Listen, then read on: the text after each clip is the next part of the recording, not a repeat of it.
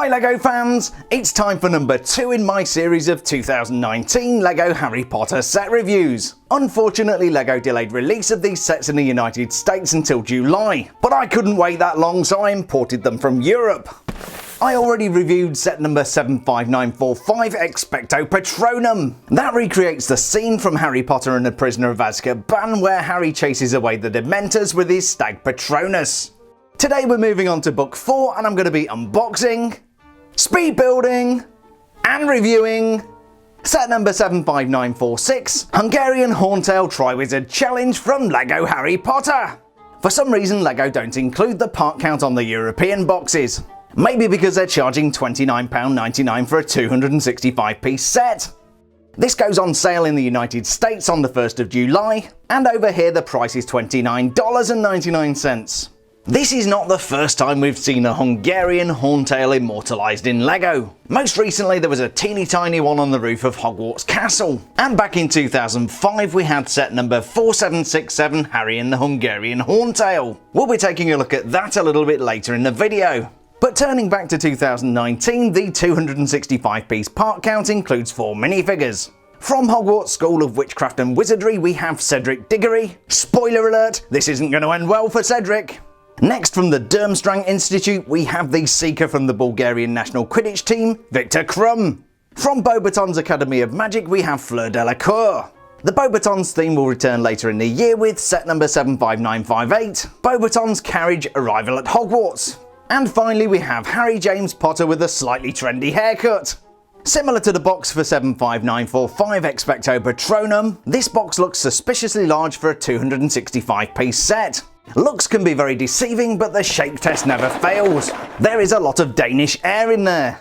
As well as a healthy amount of empty space, we get the tent in which the champions choose their dragon eggs, a dragon's nest complete with golden egg, and as it says on the box we also get the Hungarian Horntail dragon.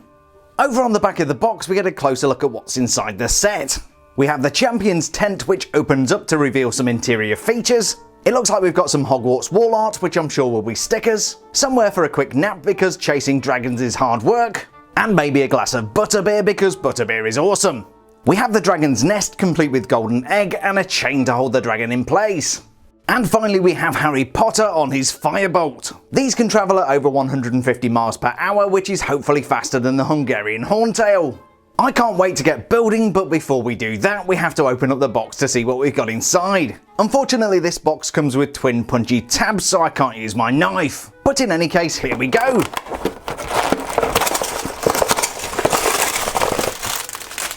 Here's everything that came inside the box compared to the size of the box. This $30 set contains 2 numbered bags of LEGO, a 48-page instruction booklet, 2 Hungarian Horntail wings, and a teeny tiny sticker sheet with school crests. I'm going to go ahead and build the Hungarian Horntail Triwizard Challenge from LEGO Harry Potter, and today this is going to be a 60-second speed build!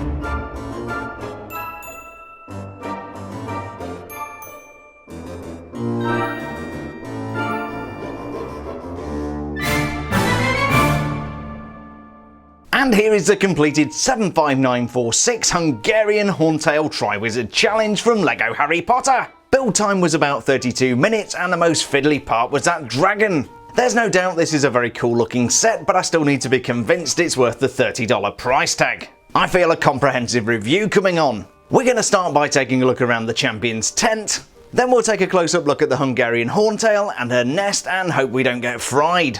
We'll also take a look at the 4 challengers, and then we'll compare this version of the Hungarian Horntail to the 2005 version. Cool, so let's get to it!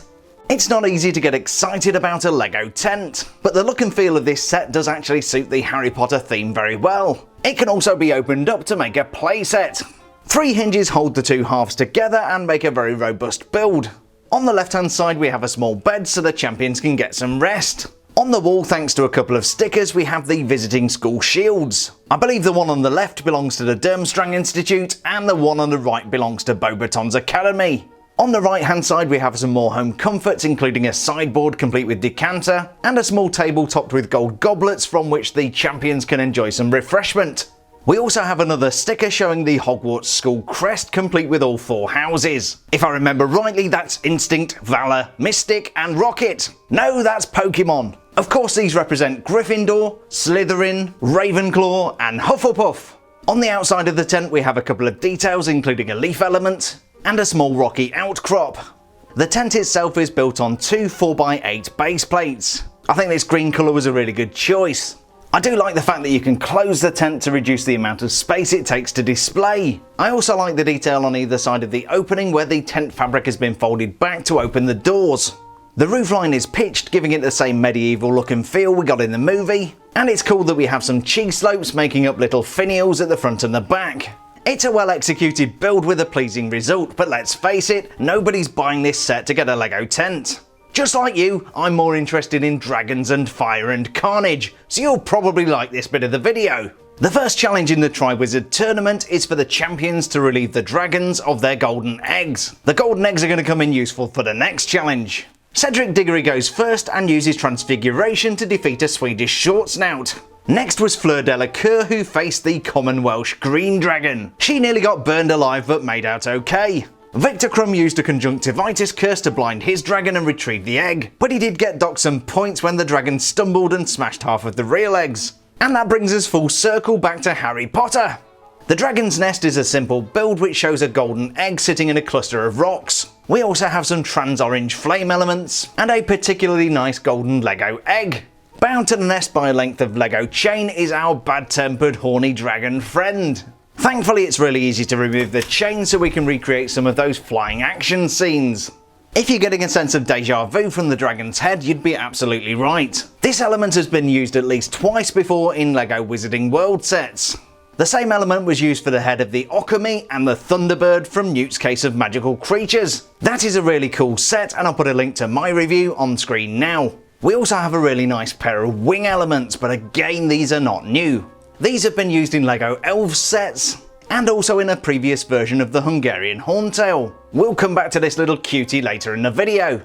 We do have a couple of points of articulation so the Horntail can look around. In particular we've got a ball joint on the back of the head which allows a great degree of movement, and then we have this neck piece which is also on a ball joint and allows you to pose the head in different ways. You'll notice the dragon is breathing fire but does look a little bit awkward thanks to the way the fire is mounted inside the mouth. You can't even really close the mouth properly. Oddly enough, there's actually a LEGO pistol which is shoved in the back of the dragon's mouth, and to that you can clip this flame element which is mounted in one of these clippy things. We also have 4 horns which are attached to the back of the head, but these are really annoying. Actually, when you move the head around, these come off really easily. They're very annoying. The legs are somewhat poseable and have points of articulation at the hip. These allow you to move the legs outwards and also forwards and back. The dragon's feet remind me of the feet of a raptor. We've got 3 claws, 1 at the back, 2 at the front, and you can kind of grab things with these. Also as decoration on the side of the legs we have some more horns. At the end of the tail we have this kind of flexible horn piece, and then 3 smaller horns which give it the appearance of a club. I certainly wouldn't like it to be swinging that thing towards me. The tail sections are connected together thanks to some ball joints, and that gives you a good degree of flexibility when it comes to posing the dragon. The back of the dragon also has some decoration. We've got some brown cheese slopes providing texture, and there is some stickered detailing, but I'm not really sure what the gold bit represents. Underneath the body we have some lighter bricks showing the dragon's chest, and then each of the wings connect to the body using a couple of pivot points. These provide plenty of different options when it comes to posing the dragon. Although the wings aren't new elements, they are attractive elements. They come in this kind of two-tone brown colour which really complements the Horntail. And being a Horntail, we have a horn mounted underneath each wing. The Hungarian Horntail is an attractive looking build, and I do like the posability. The things I don't like are the stupid horns which keep falling off the back of the head, and the way the flame is attached awkwardly inside of the mouth. The 2005 Horntail took a very different approach. This time the designers had flames coming out of the nose. We'll come back to this guy a little bit later. Before then, let's take a look at our minifigure champions. Cedric Diggory, Viktor Krum, Fleur Delacour, and of course Harry Potter. Cedric Diggory is carrying this mid-brown wand and has a really fetching pair of robes. We do have the Hogwarts logo there on the front, picked out in gold, and then some really nice printing here for the yellow detail underneath, which of course signifies Hufflepuff House. That printing also continues down onto the front of the legs, which gives it really nice continuity. Over on the back, we've got a kind of spirit jersey thing going on here. We've got Diggory across the back with a star and some creases on the back of the robes. We also have this hoodie which shows the kind of yellow lining there, which is really neat. We've got no printing on the arms, but we do have these, I guess, the grey hands or gloves there. We do have a very determined facial expression. Really does look like the actor who plays Cedric Diggory. And then a very well coiffured haircut. He does have this impeccably well groomed look. And then a kind of smiley but kind of smarmy expression on the back there. We do have the dual expressions, which is really nice, and that is a super nice Cedric Diggory minifigure, but don't get used to him because it's not going to end well. Next we have the Durmstrang champion Viktor Krum, who is carrying one of these reddish brown wands. He also has some really nice printing on the front of his top there for the Durmstrang school crest. The pants themselves are the movable variety. These are plain black, there's no printing there. And then he's got this kind of, I guess almost like a bomber type jacket with a hood on the back there. There is a little bit of detail on the back of the hood, I guess again for the house crest or the school crest. And then we've got this rather strange haircut which doesn't really look like Viktor Krum. It's a little bit too long in my opinion. I mean, Viktor in the movie was pretty cropped and that just doesn't look quite right. We do have a very serious facial expression as you'd expect from Viktor, and then that kind of goofy expression he gets when he sees Hermione. It is a super minifigure, and that is Viktor Krum from Durmstrang Academy. Next, and carrying this light brown wand, is Fleur Delacour, later to become Fleur Weasley. She is carrying an interesting wand here. It actually has a core of Veela hair, which was taken from her grandmother, and Fleur is a quarter Veela. Veela are semi-human magical beings, beautiful women with white gold hair and skin that seems to shimmer like moonlight. And let's just say Fleur certainly got some of those good looks from the Veela side of her family. She is wearing a outfit here which is actually really nice. Lots of metallics on there. We have the dark blue plain legs here, and then some really nice printing on the torso. We have a kind of a stitched undershirt there, and then it's almost like a jacket on top. We do have a little monogram there which says FD intertwined for Fleur Delacour, and if we turn it over we have a very nicely decorated B for Beauxbatons, of course the college that she comes from, or the School of Witchcraft and Wizardry. We have a kind of sassy pouty look here on the front, which is kind of nice, and then around the back I guess she's turning into a little bit more afraid there. Yep, she definitely looks a little bit nervous. We do of course have the blonde hair, which of course Fleur has, a kind of silvery hair, and yeah, a really nice Fleur Delacour minifigure.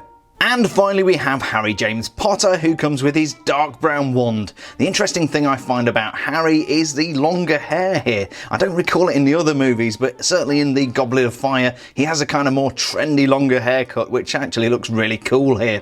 And it does still have the cutout there for the lightning shaped scar, which is great.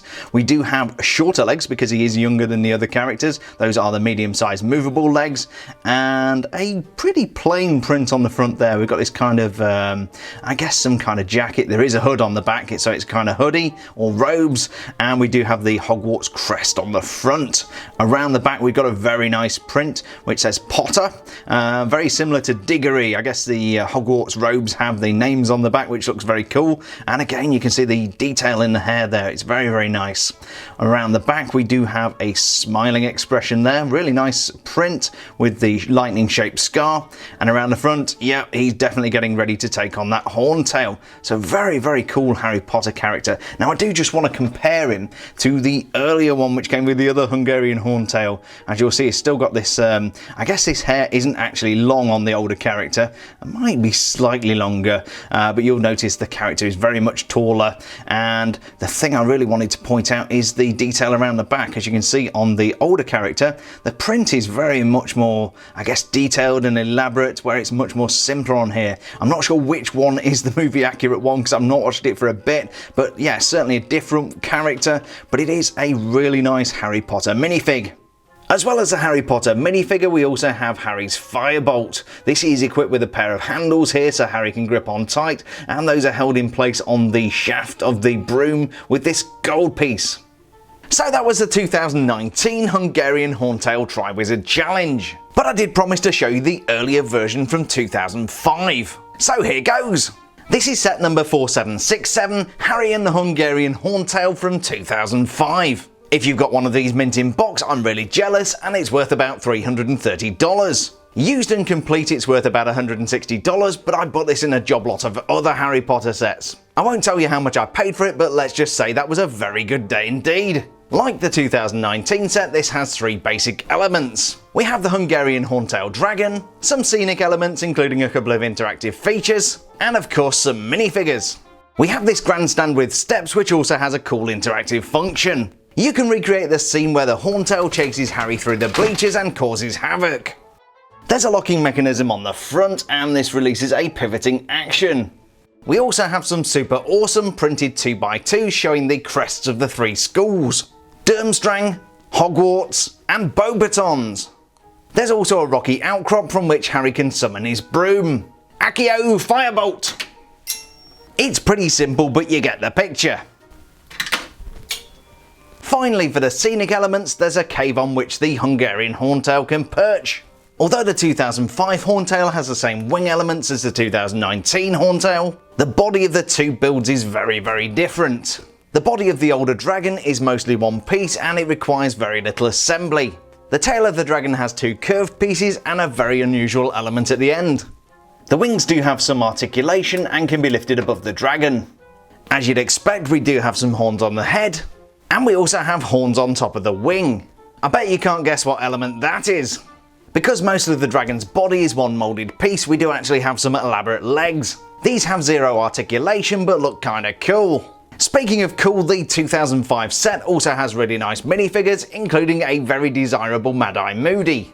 As minifigures go, this is quite a rare one, and used he's worth about $30.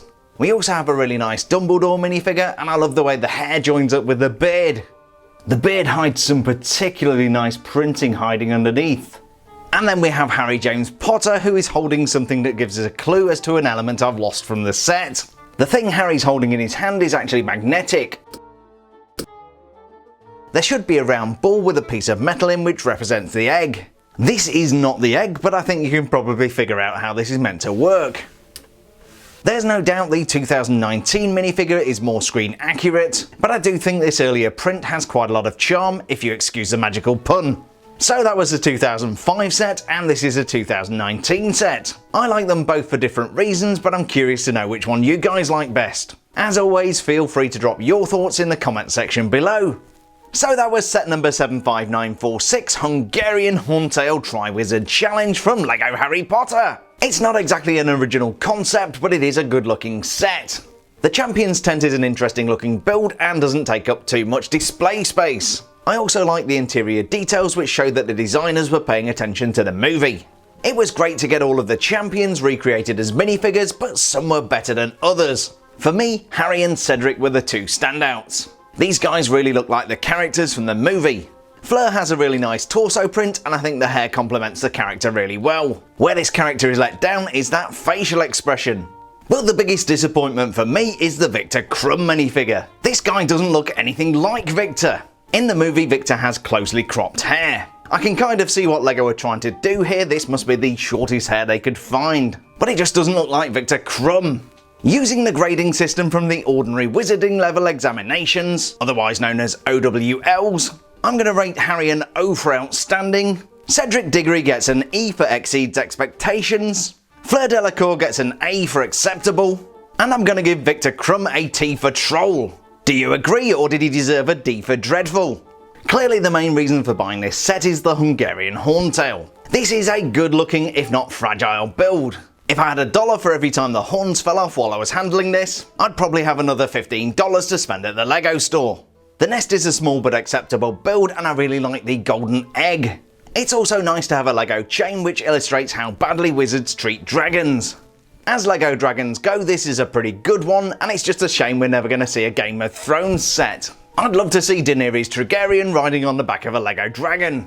Overall, this is a nice little set, but I don't think it's going to be my favourite of the new wave. The price tag of $30 is about where I'd expect it to be. It's not too high to put off the serious collectors, and leaves some room for a profit margin when Amazon start discounting it. I do have some more LEGO Harry Potter sets to review, and next is going to be the 75948 Hogwarts Clock Tower. As always, I'm really interested to hear what you guys think of this set. Drop your thoughts in the comment section below, and I'll try and reply to as many people as possible. Above all, I really hope you enjoyed this LEGO Harry Potter unboxing, speed build and review video. If you did, a thumbs up is always appreciated, and don't forget to subscribe for more awesome LEGO content. I've got a bunch more LEGO Harry Potter reviews on my channel, and I'll leave a link to the playlist at the end of the video. So thanks a million for checking out today's review, stay safe, and we'll see you on the next build video.